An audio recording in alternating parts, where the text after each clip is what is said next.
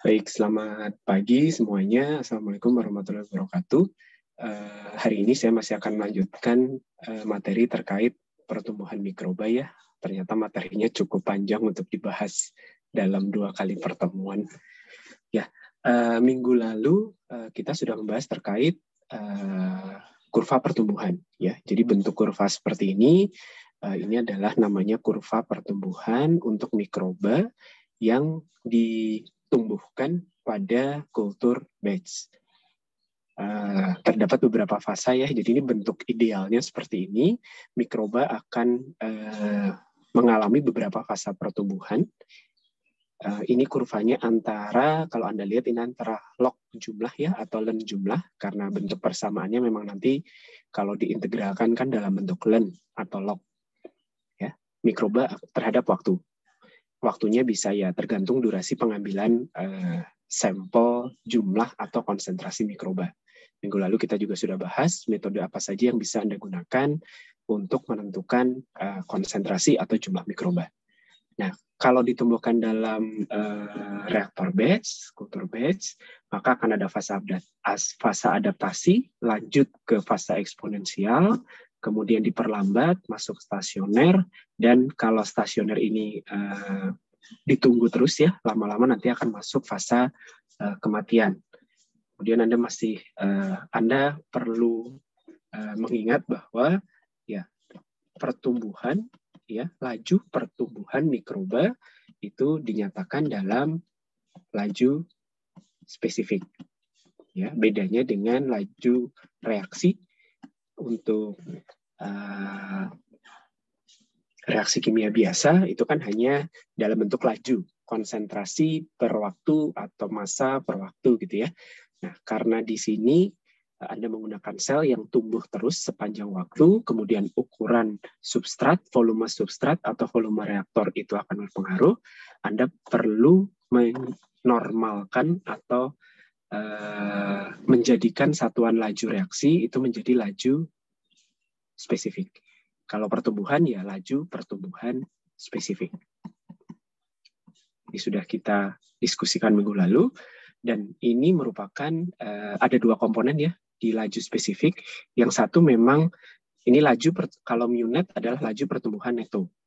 Laju pertumbuhan neto ini akan merupakan selisih antara yang betul-betul digunakan untuk pertumbuhan, kita sebutnya adalah mu G, mu growth, dan yang digunakan untuk endogenous metabolism. Endogenous metabolism itu berarti dia menggunakan substrat tapi tidak untuk tumbuh, tidak untuk menambah jumlah sel.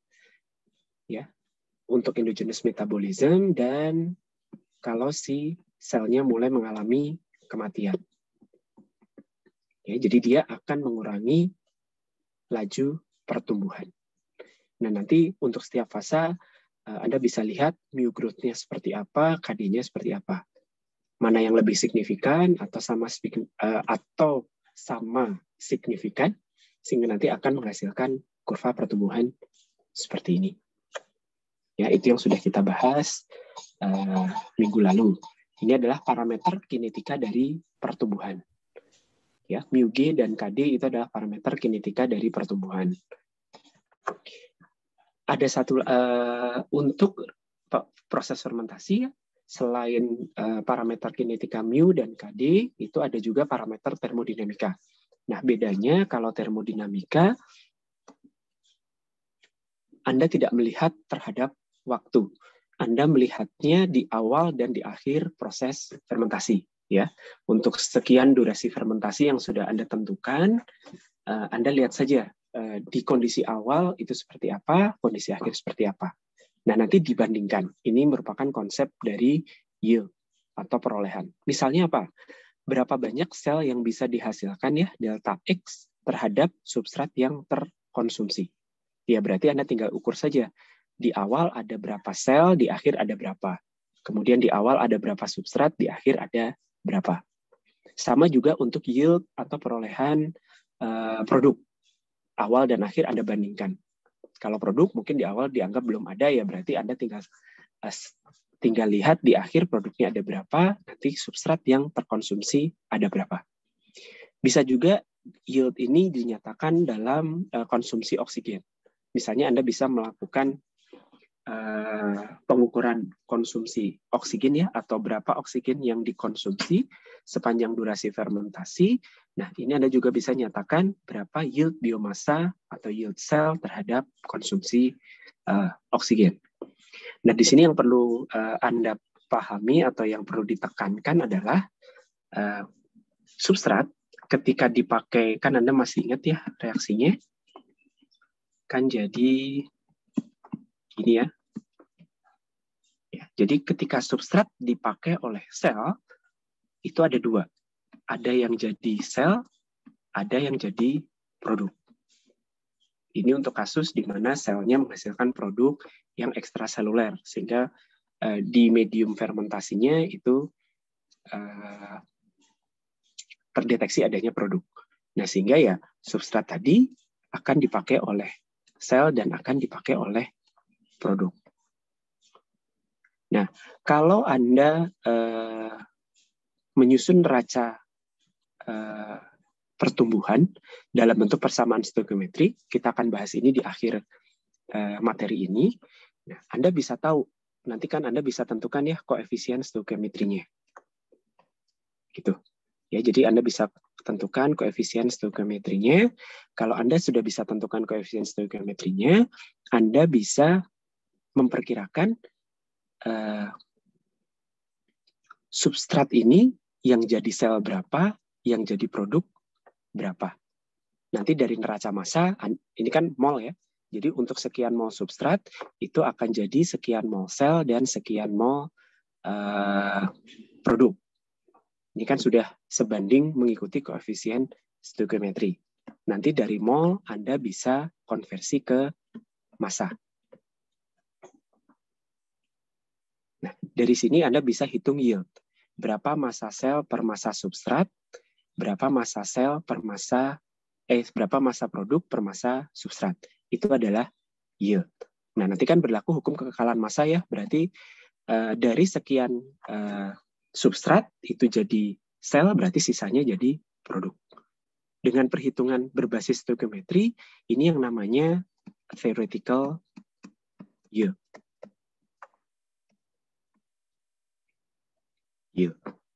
Ya, jadi memang Anda bisa menghitung, kalau dengan kasus ini Anda menghitungnya pakai basis stoikiometri ya, Anda bisa menghitung berapa bagian dari substrat yang habis yang kepakai untuk sel, dan berapa bagian dari substrat yang habis yang kepakai untuk produk. Itu adalah yang namanya theoretical yield atau true yield. Yield yang sebenarnya. Nah, kalau Anda hanya menghitung di awal fermentasi, Anda punya S0 sekian gram per liter gitu ya.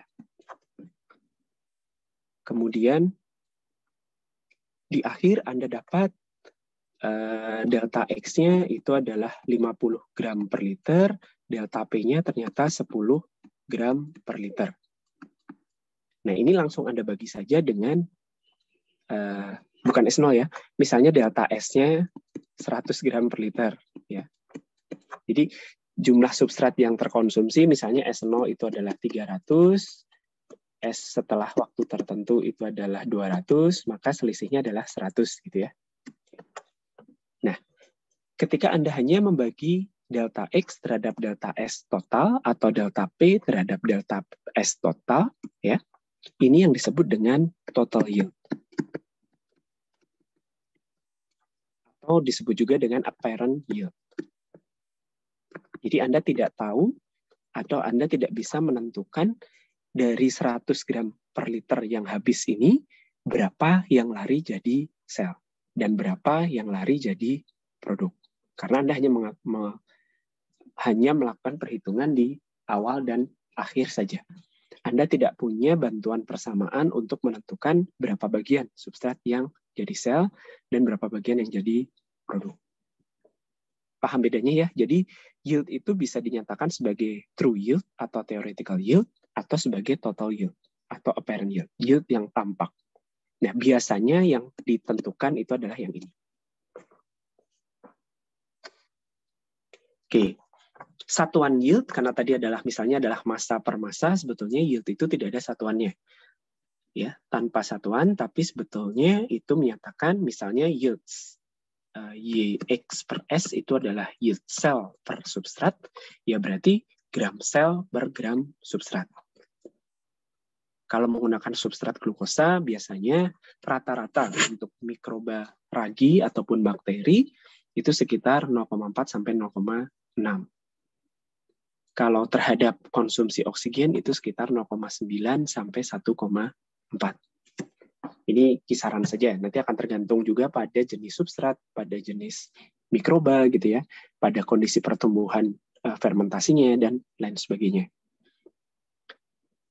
Lalu ada juga istilah atau parameter, ini namanya adalah koefisien maintenance. Jadi sebetulnya ini adalah laju spesifik. Laju spesifik, masih ingat ya, jadi laju yang dibagi dengan konsentrasi sel pada saat tadi, pada waktu yang ditinjau. Nah, kalau Anda tahu konsumsi substrat ya per waktu khusus untuk maintenance cell itu yang endogenous tadi ya, endogenous metabolism. Anda bisa menghitung berapa M kecilnya. M kecil itu maintenance coefficient. Jadi laju konsumsi substrat ya ds per dt yang khusus untuk maintenance dibagi jumlah sel pada T tertentu tadi. Nah, ini yang disebut dengan maintenance coefficient. Apakah bisa ditentukan secara eksperimen? Tidak bisa. Ya, jadi ketika eksperimen saja, ketika dari eksperimen Anda mau menentukan berapa substrat yang dipakai untuk sel, berapa yang dipakai untuk produk saja, itu sudah susah ya. Kecuali Anda punya teorinya, Anda bisa menyusun stoikiometrinya. Kalau Anda tidak punya stoikiometrinya, ya berarti Anda hanya bisa menghitung total yield saja. Apalagi untuk menghitung yang maintenance. Lalu dapatnya dari mana? Dapatnya adalah nanti sebetulnya tidak akan kita bahas di perkuliahan ini untuk hitungan detailnya, tapi kira-kira ini didapat dari neraca massa. Ya, jadi neraca massa dalam bentuk persamaan stoikiometri yang lengkap itu bisa disusun ya dengan asumsi-asumsi tertentu. Nah, nanti dari situ Anda bisa menghitung berapa yang terpakai untuk maintenance. Jadi hanya bisa dihitung. Oke, ini ada contoh soal. Jadi ada jamur ya, jamur ditumbuhkan pada kondisi batch menggunakan glukosa. Nah, Anda punya data, kalau ini adalah data waktu, ya. Jadi adalah waktu, ini sel, ini adalah substrat.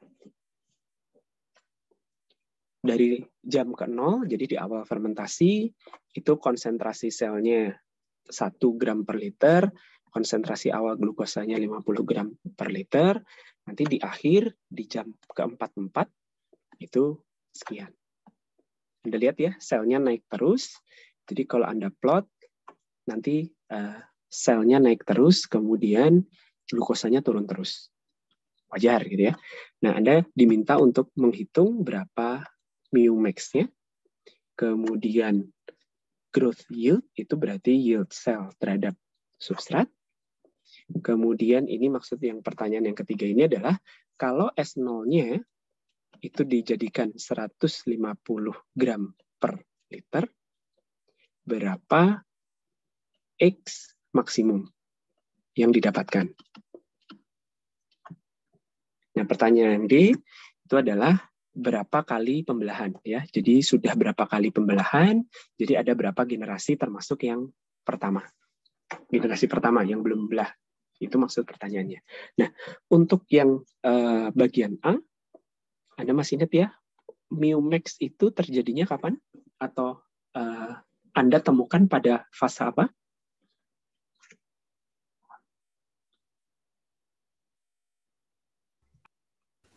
Eksponensial, Pak. Eksponensial. Jadi di sini Anda perlu menentukan dulu, karena ini kan sebetulnya nanti kalau Anda kurvakan,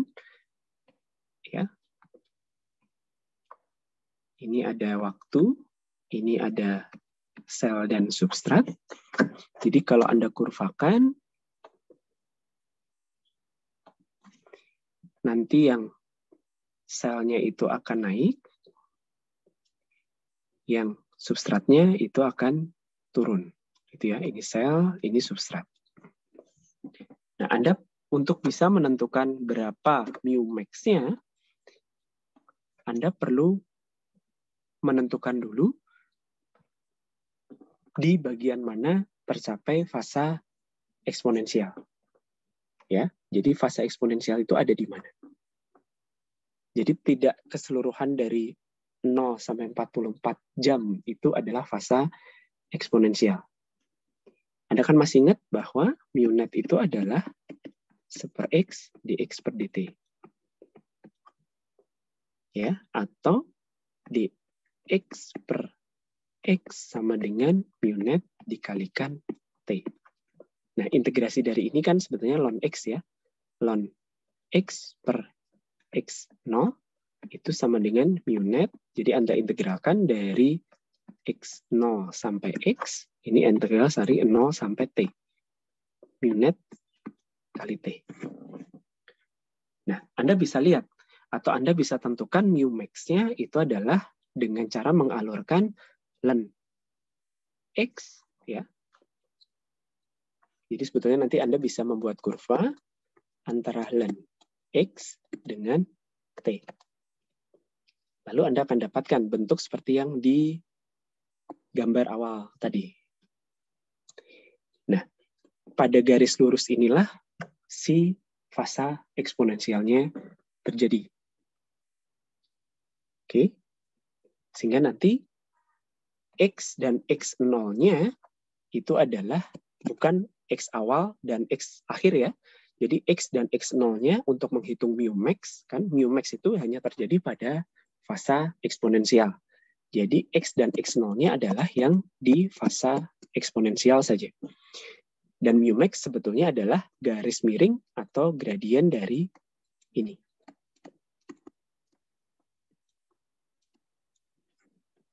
Bisa dipahami ya? Jadi sebetulnya cara menghitungnya seperti itu. Nah, di pembahasan yang di sini memang agak sedikit berbeda karena definisi mu itu adalah 1 per X dx per dt. Si solusi dari buku ini menghitung dari selisih mundur. Ya, jadi selisih mundur, tapi nanti kalian perlu koreksi ya, karena perhitungannya juga sedikit berbeda. Jadi dia menghitungnya begini. Itu kan ada delta X ya, untuk setiap ini ada delta X. Untuk setiap ini ada delta T. Nah, sehingga nanti dia menghitungnya ini, delta X per delta T dibagi dengan X pada saat itu. Lalu dia cari nilai maksimumnya di mana. Harusnya nanti nilainya deketan antara perhitungan yang seperti ini dengan yang kurva tadi. Nanti silahkan Anda coba sendiri ya, terus dibandingkan. Oke, kemudian nanti ketemu mu max-nya.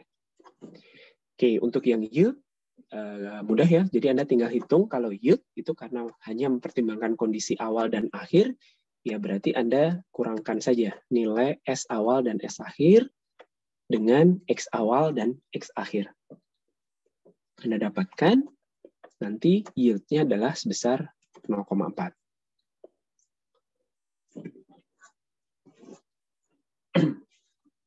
Sampai sini ada yang mau ditanyakan dulu?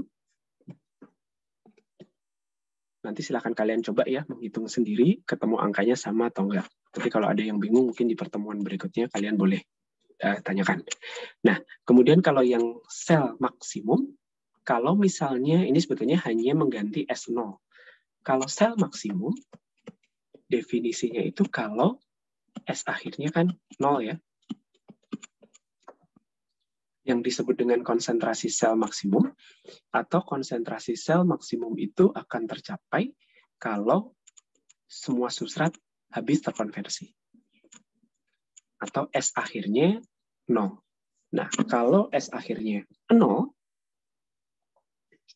berarti ya X maksimumnya tinggal Anda hitung. Karena sebetulnya X pada saat T itu adalah X0 ditambah yield dikalikan S0 minus S pada saat T, gitu ya. Kalau ininya 0, ya berarti Anda tinggal hitung seperti ini.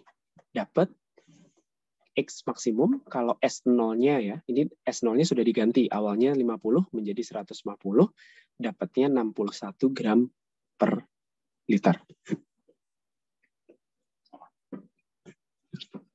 Oke, nah untuk yang D itu ditanya generasi ke berapa ya, jadi sudah membelah berapa kali ya. Jadi Anda tinggal menghitung dari pemahaman bahwa setiap kali membelah untuk satu generasi, maka X per X0-nya itu sama dengan 2 pangkat N. Ya, jadi untuk satu kali generasi atau pembelahan pertama, N-nya sama 1, maka X-nya akan sama dengan 2 kali X0. Kalau membelah untuk yang kedua, maka X setelah pembelahan kedua itu 4 kali. Pembelahan ketiga 8 kali. Maka sebanding X per X0-nya sama dengan 2 pangkat N. Atau N sama dengan, kalau dibalik, ln X per X0 dibagi ln 2. Sehingga Anda bisa hitung berapa kali pembelahan dari X awal dan X akhir. X akhirnya 61 ya. Sehingga nanti X awalnya 1 dari data yang pertama tadi, dapat N-nya adalah 5,9 atau mendekati 6.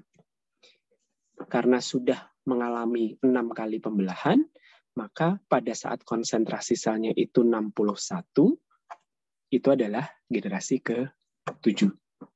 Generasi pertamanya dihitung ya, jadi 6 kali pembelahan ditambah generasi pertama. Oke, apakah ada pertanyaan sampai sini?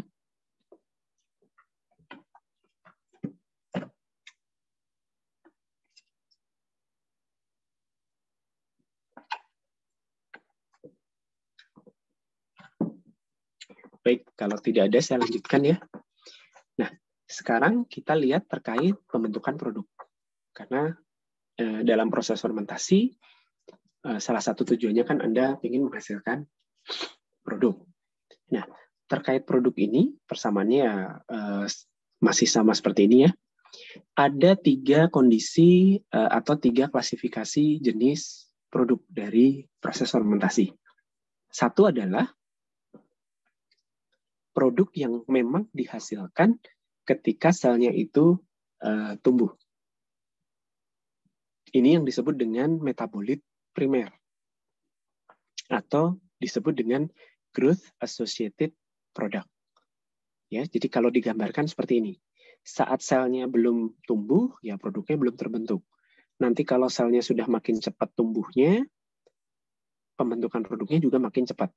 Kalau selnya masuk fase stasioner, ya produknya ikut stasioner. Jadi betul-betul sebanding. Walaupun lajunya beda. Tapi sebanding dengan laju pertumbuhan sel. Laju pertumbuhan produk sebanding dengan laju pertumbuhan sel. Karena laju pertumbuhan sel kita nyatakan sebagai laju pertumbuhan spesifik atau mu, maka yang pembentukan produk pun kita nyatakan sebagai laju pembentukan produk spesifik. Disimbolkannya Kp.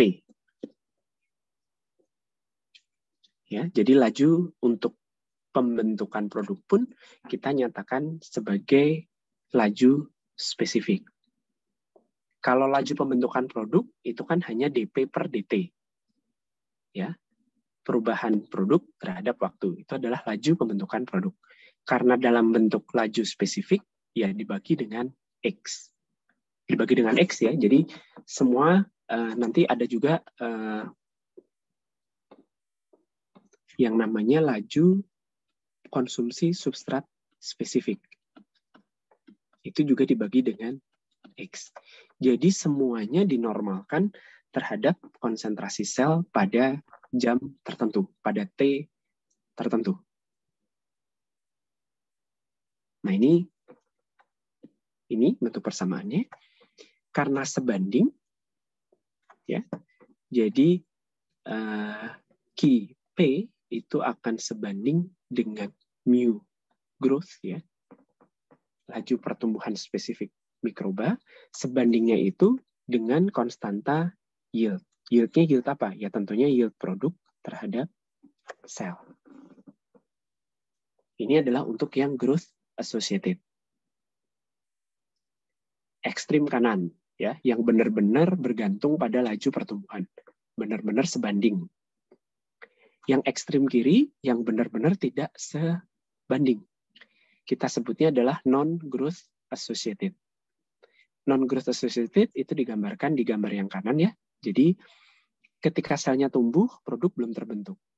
Tapi ketika selnya itu masuk fase stasioner, baru produknya terbentuk. Ya, ini yang disebut dengan non-growth atau metabolit sekunder yang dihasilkan ketika selnya sudah tidak tumbuh.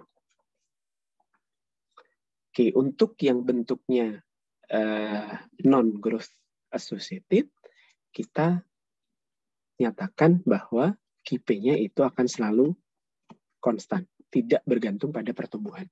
Tidak ada korelasinya dengan si mu growth.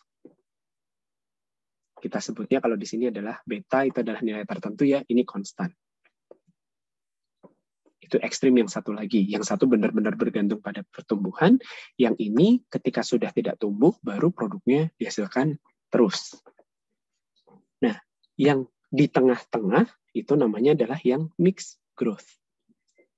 Ya, mixed growth associated itu kalau digambarkan seperti yang gambar yang paling bawah.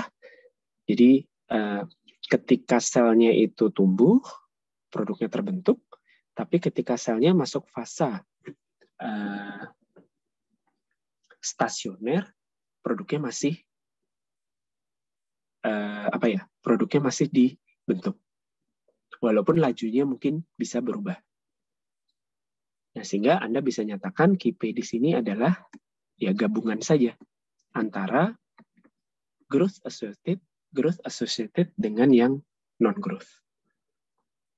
Menyatakannya seperti ini. Oke, ada pertanyaan?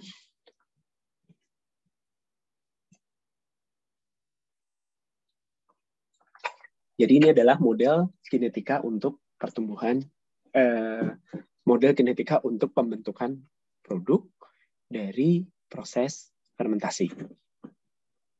Bisa dinyatakan dalam model growth associated, jadi langsung berkorelasi dengan mu, bisa dinyatakan sebagai non-growth atau campuran, tergantung jenis produknya. Oke, silakan kalau ada yang mau ditanyakan. Bertanya, Pak. Yuk. Kinetika pembentukan produk ini bergantung pada jenis mikrobanya atau hal-hal faktor-faktor lain, Pak, yang mempengaruhi? Iya, bergantung pada jenis paling bergantung ya dengan jenis mikrobanya. Jadi produk tertentu, misalnya produknya adalah asam amino gitu ya, asam amino ekstraseluler atau enzim yang sifatnya ekstraseluler, kan sama-sama protein ya. Nah, dia kan bisa jadi asam amino atau enzim yang sama itu kan dihasilkan oleh mikroba yang berbeda. Nah, sistem pembentukan produk oleh si mikrobanya ini bisa jadi beda. Jadi paling utama memang akan bergantung pada jenis mikroba. Walaupun nggak akan beda jauh ya. Jadi misalnya kalau asam amino yang dihasilkan oleh sama-sama bakteri, walaupun beda spesiesnya, ini mungkin sama-sama growth associated. Misalnya terus antibiotik yang dihasilkan oleh jamur itu sifatnya mungkin non-growth associated. Tapi kalau misalnya antibiotik dihasilkan oleh jamur, kemudian direkayasa genetik, kita merekayasa genetika bakteri misalnya untuk menghasilkan antibiotik yang sama, bisa jadi pembentukan produknya modelnya lain. Bisa jadi terus berubah menjadi yang growth associated. Tentunya Anda akan kejarnya kan ke sini ya, maksudnya produk yang dihasilkan secara growth associated itu akan lebih mudah untuk dikendalikan produksinya, ya. Karena ya Anda tinggal pastikan selnya tumbuh dengan baik, nanti produknya akan dihasilkan banyak. Kalau di sini itu kan berarti Anda harus mengatur agar kondisinya tidak baik untuk pertumbuhan sel. Ya, jadi selnya harus Anda tumbuhkan dulu, nanti Anda harus menambahkan sesuatu atau mengatur kondisinya agar berubah gitu ya, sehingga nanti selnya masuk fase stasioner, pertumbuhannya terhambat, baru dia menghasilkan produk. Apakah menjawab? Iya Pak, terima kasih Pak. Oke. Ada lagi? Silakan. Baik, kalau tidak ada, saya lanjutkan. Ini ada latihan, nanti silahkan dicoba sendiri ya. Mungkin nanti saya PR-kan deh, saya upload di Google Classroom untuk dikerjakan. Jadi nanti bisa kita bahas setelah pertemuan berikutnya. Oke, nah sekarang setelah mengetahui mu, kemudian bagaimana sel itu tumbuh, kemudian bagaimana substrat itu terkonsumsi, bagaimana produk itu diproduksi gitu ya. Jadi sebetulnya kita bisa menyusun yang namanya model pertumbuhan. Model pertumbuhan atau model pembentukan produk ya, paling ideal atau paling sederhana. Jadi mungkin agak loncat menjelasinnya, nggak langsung dari poin pertama. Jadi kalau paling ideal atau paling sederhana, ya, kalau Anda bikin model itu kan biasanya berangkatnya dari yang paling gampang dulu. Model itu menyatakan ya ada hubungan korelasi antara satu parameter dengan parameter yang lain ya. Misalnya model pertumbuhan menghubungkan antara pertumbuhan sel dengan konsentrasi substrat gitu misalnya. Ya, karena Anda tahu sel ketika mengkonsumsi substrat dia akan tumbuh. Nanti modelnya seperti apa. Nah, yang paling sederhana itu adalah yang disusun dengan asumsi bahwa mirip dengan yang terjadi pada kondisi eksponensial. Ya, pada kondisi fase eksponensial, sel itu kan sangat sehat. Dia sangat cocok dengan substrat, kondisinya sangat optimal untuk pertumbuhan, sel itu melakukan pembelahan dengan cepat. Terjadi yang namanya balance growth. Jadi balance growth ini mengasumsikan ketika sel itu membelah, ya, setelah membelah, ukuran selnya tetap. Bentuknya sama. Ya. Bentuk sebelum dan sesudah itu sama, ukurannya sama. Kalau selnya itu dilihat sampai ke dalam-dalamnya, itu diasumsikan komposisi selnya itu sama, bentuk-bentuk komponen selnya pun sama. Jadi mau selnya itu di pembelahan pertama atau pembelahan kedua, pembelahan ke-1000 gitu ya, kan itu kan nyampur semua ya dalam satu tempat ya, ada sel yang usianya tua, ada sel yang usianya muda gitu ya. Semuanya dianggap sama. Strukturnya, komponennya, komposisinya itu dianggap semuanya sama.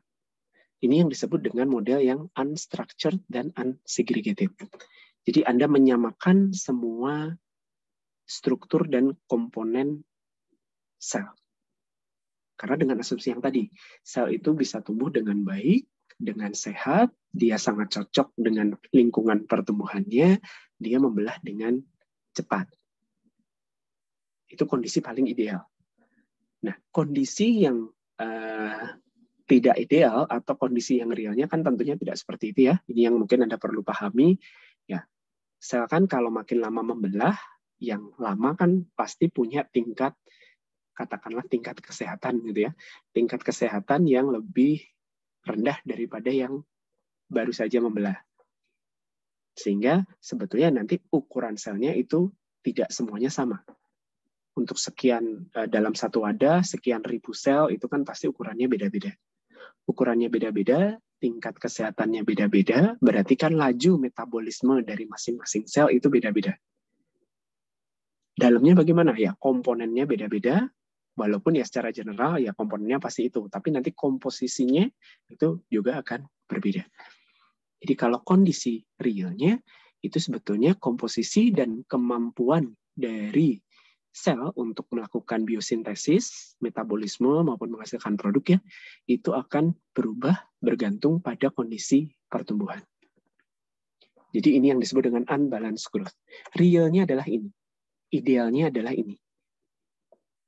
Tapi kalau Anda modelkan dengan langsung menggunakan kondisi real, yang namanya adalah structured dan segregated ya. Jadi sel itu strukturnya beda-beda dan terpisah satu dengan yang lain, itu maksudnya komponen dan komposisinya beda-beda. Nah, Anda kan perlu membuat modelnya menjadi ribet. Satu per satu sel harus Anda modelkan. Nanti hubungan satu dengan yang lainnya juga harus dikaitkan. Ini menjadi sangat kompleks. Sehingga kita berangkat dari model yang paling sederhana dulu. Boleh? Ya boleh. Karena tentunya kita tetap harus mempertimbangkan asumsinya apa dulu. Jadi yang unstructured model, yang model paling sederhana ini, kita lakukan dengan asumsi bahwa memang respon sel terhadap perubahan lingkungan itu sangat cepat. Ya, perubahan lingkungannya pun relatif konstan. Tidak terjadi perubahan lingkungan yang ekstrim.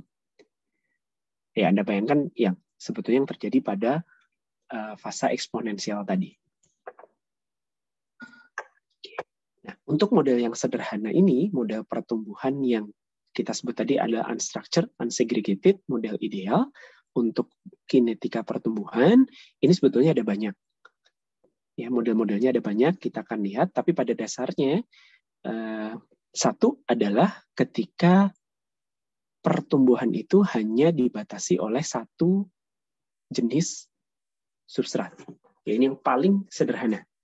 Bahwa pertumbuhan sel itu hanya dibatasi oleh satu saja substrat. Yang lain tidak membatasi.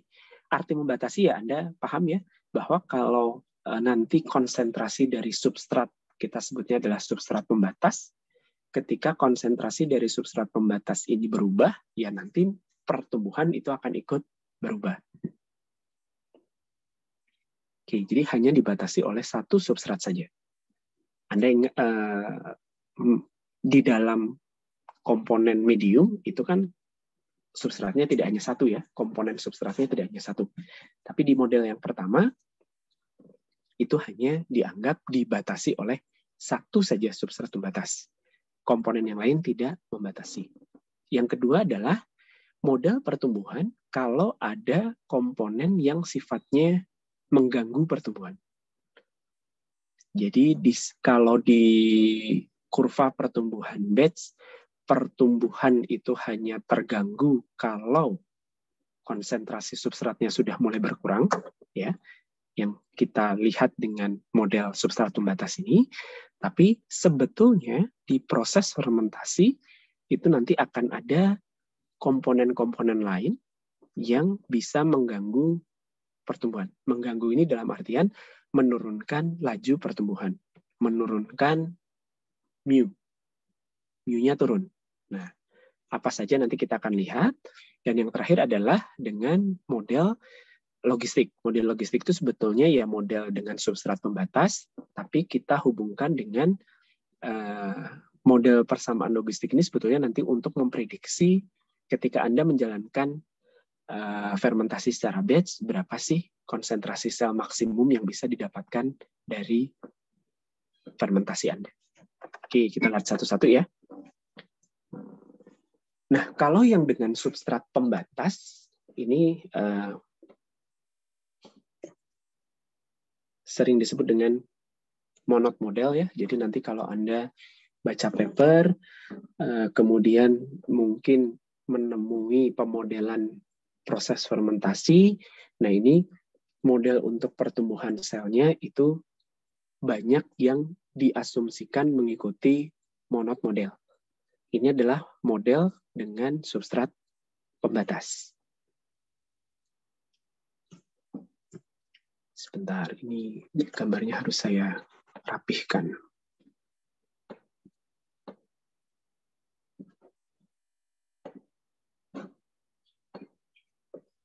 Oke, nah di sini Anda bisa lihat pada gambar ini adalah hubungan antara mu, laju pertumbuhan spesifik, dengan S.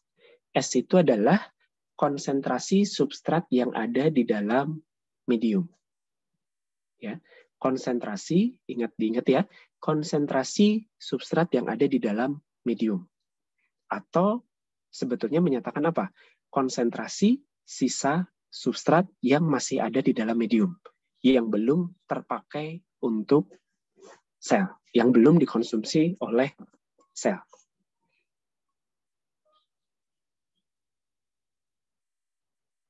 Nah, di sini laju pertumbuhan spesifik dengan adanya substrat pembatas, ini Anda bisa lihat ya, antara mu dengan S ini adalah konsentrasi sisa substrat tadi ya, bentuknya ternyata begini. Jadi dia naik, makin lama penurunan, makin lama ini kan naiknya curam ya, naiknya curam, makin lama makin landai, terus garis lurus mendatar. Artinya apa? Ketika konsentrasi substrat itu kecil, ya, konsentrasi sisa substrat itu sedikit, laju pertumbuhan akan sangat dipengaruhi oleh konsentrasi substrat.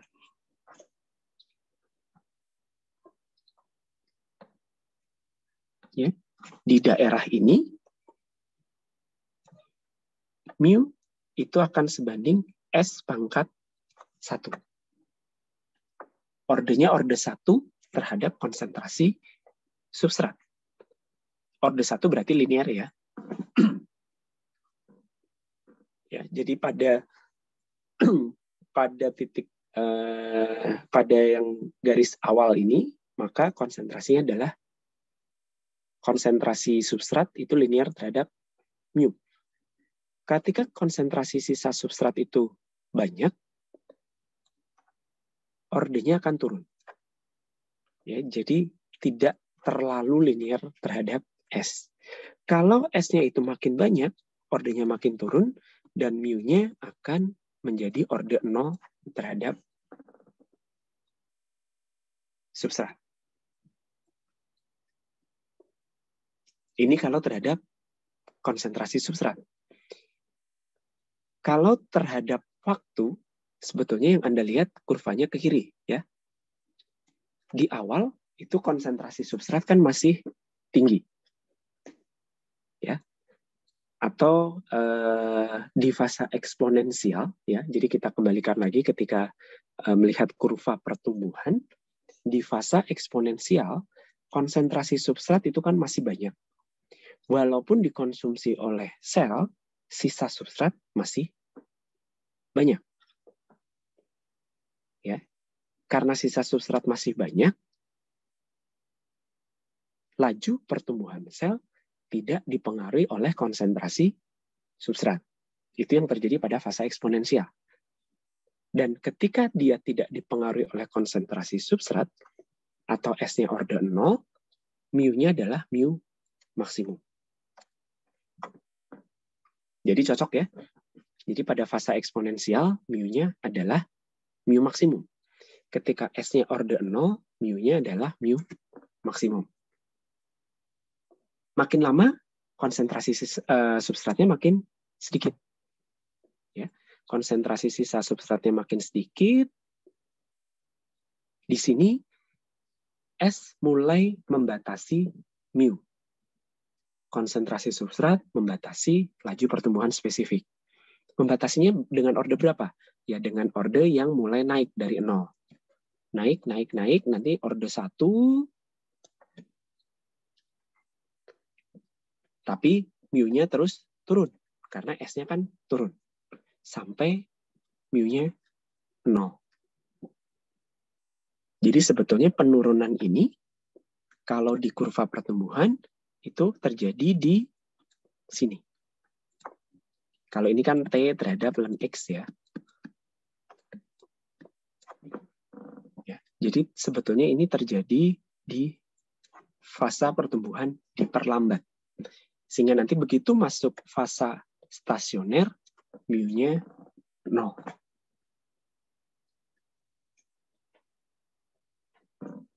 Apakah ada pertanyaan sampai di sini? Jadi ini adalah model yang kalau Anda hanya mempertimbangkan si sel ini tumbuh dengan pengaruh satu substrat pembatas. Kinetikanya mengikuti model Monod.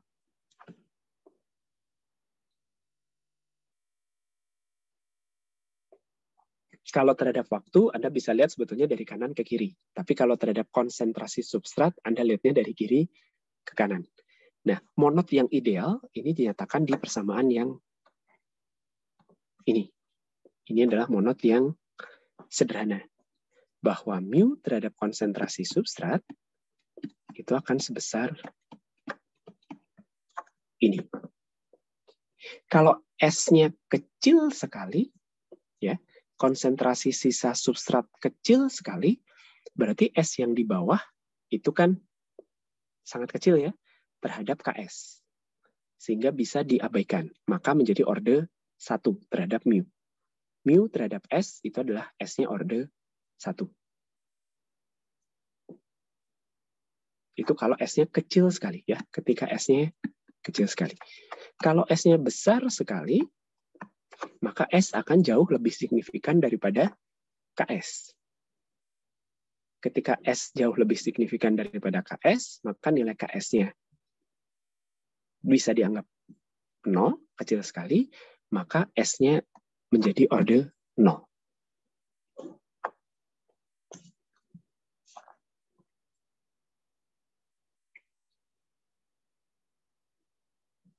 Oke, nah apa itu KS? Sebetulnya kalau dari persamaan ini, Anda bisa lihat bahwa yang namanya KS atau kita sebutnya adalah konstanta afinitas substrat.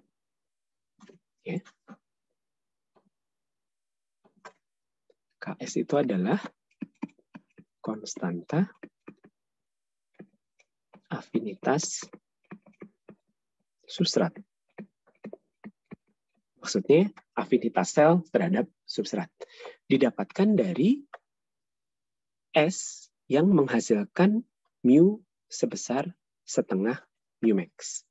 Ya, jadi sebetulnya KS ini adalah konsentrasi substrat yang menghasilkan mu-nya setengah mu max. Dari persamaan ini. Anda lihat ya, kalau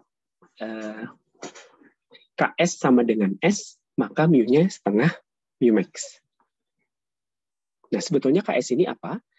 KS ini menyatakan konstanta afinitas substrat. Atau Anda mungkin bisa lihat, bandingkan.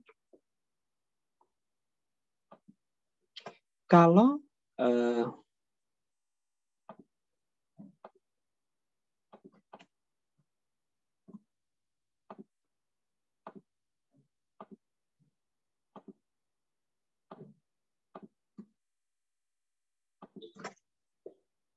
KS-nya semakin besar, ya Anda lihat di kurva yang kiri, kalau KS-nya semakin besar, itu kan seperti ini ya.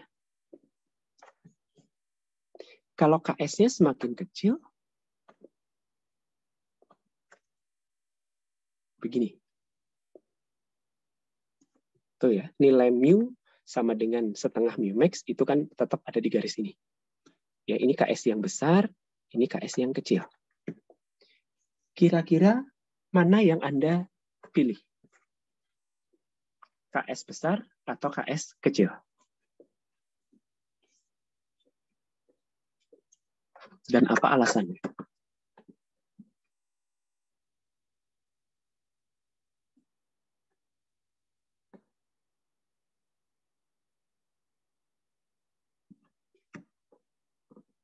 Kalau Anda mau menumbuhkan mikroba, Anda pengen mu-nya semaksimal mungkin kan ya? Iya Pak, semaksimal mungkin mu-nya. Nah, misalnya nih, ada mikroba, satu punya nilai KS yang besar, yang biru, satu punya nilai KS yang kecil. Nilai mu max-nya sama.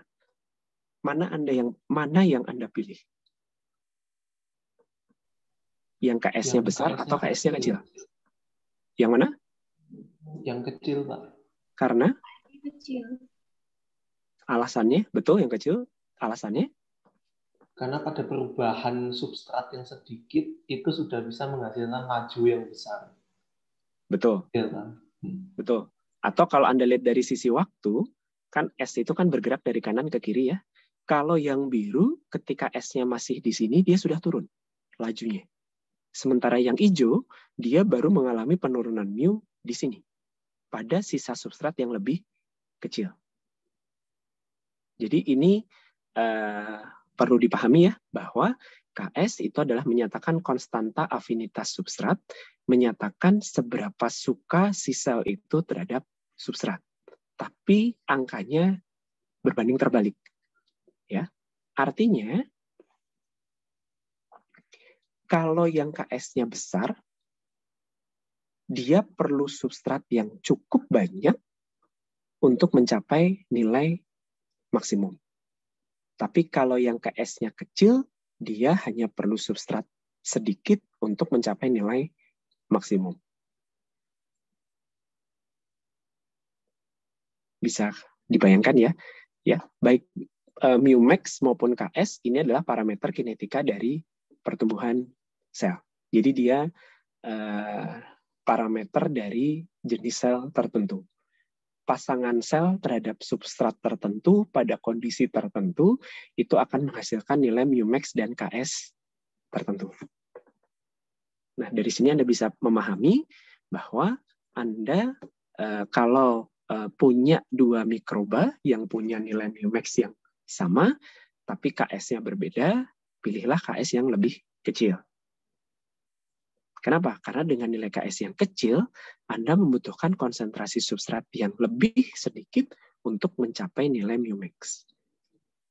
Atau, ya, kalau Anda bicara domain waktu, terus Anda punya konsentrasi substrat awal yang sama, mikroba yang punya KS lebih besar, yang biru, itu akan mengalami penurunan laju pertumbuhan lebih cepat. Karena di sini dia sudah turun. Sementara yang hijau baru turunnya di sini. Oke ya, ini model monod sederhana. Monod sederhana ini hanya berlaku untuk sel yang densitasnya kecil ya, konsentrasinya rendah dengan laju pertumbuhan yang lambat. Jadi memang perubahan konsentrasi sel dengan perubahan konsumsi substrat itu memang benar-benar sebanding gitu ya. Jadi Anda bisa mengamati dan bisa mendapatkan model monod sederhana. Kalau pertumbuhan selnya itu cepat, kemudian densitasnya cukup tinggi, ini biasanya ada model lain yang mengkompensasi model monod. Masih model monod, tapi modelnya sedikit beda. Oke, sampai sini dulu ada yang mau ditanyakan?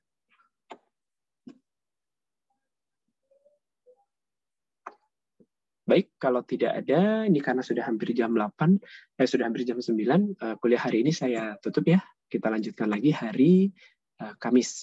Selamat pagi, terima kasih. Assalamualaikum warahmatullahi wabarakatuh. Terima kasih, Pak.